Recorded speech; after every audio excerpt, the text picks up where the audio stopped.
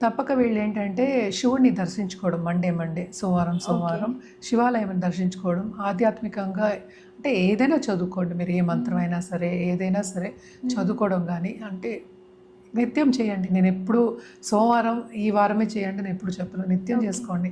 మీకే మంచిది. అంటే ఒక 5 నిమిషాలు, 10 నిమిషాలు మనం చెప్పేది ధ్యానం చేసుకోండి. హ్మ్. చాలా చాలా మంచిది.